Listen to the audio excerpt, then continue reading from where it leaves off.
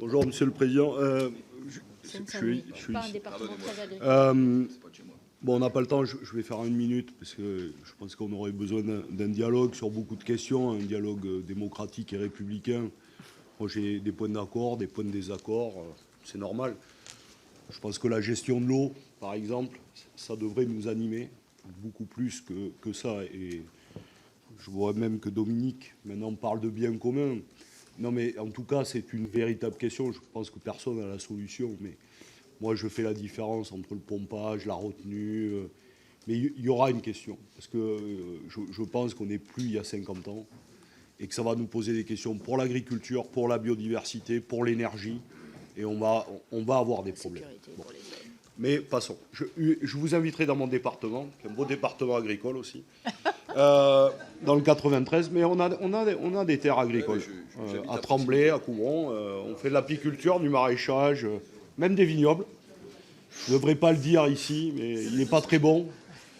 Il était meilleur dans ma région d'origine. Ça doit piquer un peu, quoi. Il pique un peu, mais bon.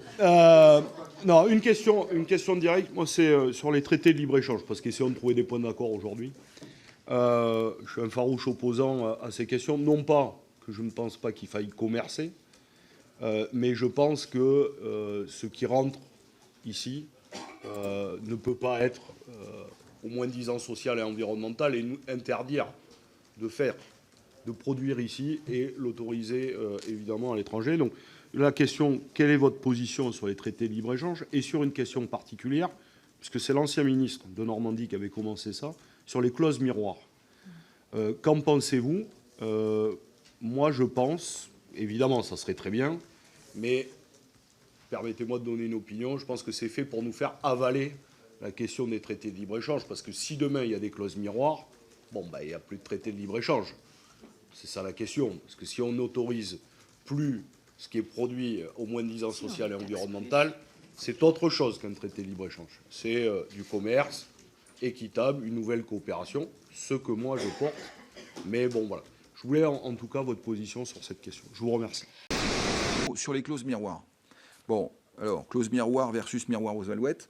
Ce qui est sûr, c'est que nous, on sera très vigilants sur au moins les contrôles. Je vais vous en dire un mot, parce qu'on parle beaucoup de libre-échange, mais il se trouve qu'il y a déjà des échanges qui existent, et qu'aujourd'hui, les contrôles opérés sont extrêmement faibles, avec des moyens extrêmement faibles. Et les sons de cloche qui nous reviennent sont que les non-conformités sont de plus en plus importantes, notamment sur la viande bovine. Bon. Donc, moi je dis, je veux bien qu'on parle du futur et de la manière dont on va échanger avec le reste de la planète. J'aimerais juste qu'on mesure ce qui est la réalité aujourd'hui des échanges et les sujets qui nous concernent.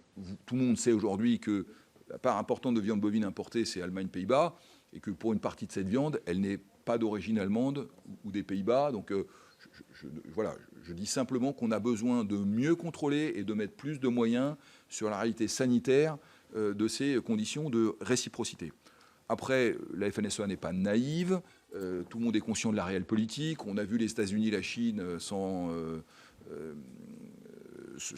quereller à coups d'aluminium, d'acier, de soja. Voilà. Donc, penser que l'Europe éclairera de sa suffisance le reste de la planète me paraît peu crédible.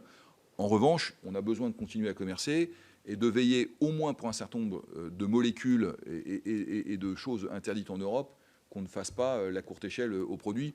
Je le dis d'ailleurs, notamment sur les produits alimentaires qui vont être aidés dans le cadre des financements de la solidarité. Si l'argent public français peut bénéficier à des produits français, ça nous paraîtrait de bonne loi. C'est comme pour les voitures électriques. Par exemple.